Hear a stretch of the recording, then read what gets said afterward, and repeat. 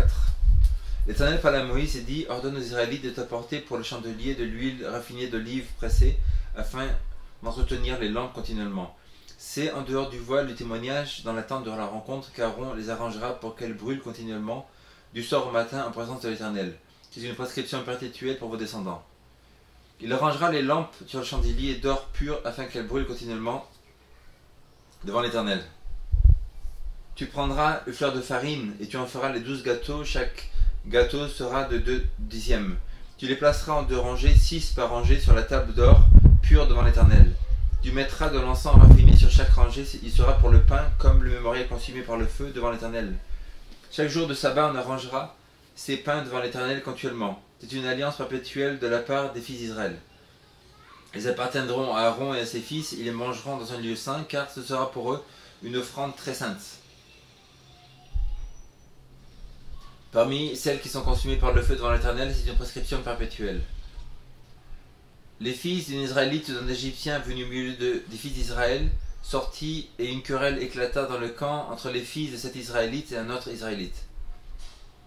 Le fils de la femme israélite blasphéma le nom de Dieu et le maudit. On l'amena à Moïse. Le nom de sa mère était Shelomis, fille de Dimbri, de la tribu de Dan. On le plaça sous bonne garde jusqu'à ce qu'une déclaration soit faite par la bouche de l'Éternel. L'Éternel parla à Moïse et dit: fais sortir du camp le blasphémateur. Tous ceux qui l'ont entendu poseront leurs mains sur sa tête, et toute la communauté le lapidera. Tu parleras aux Israélites en ces termes: quiconque maudira son Dieu portera le poids de son péché.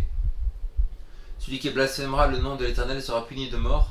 Toute la communauté le lapidera, qu'il soit immigrant ou autochtone, il mourra pour avoir blasphémé le nom de Dieu. Celui qui frappera mortellement un être humain sera puni de mort.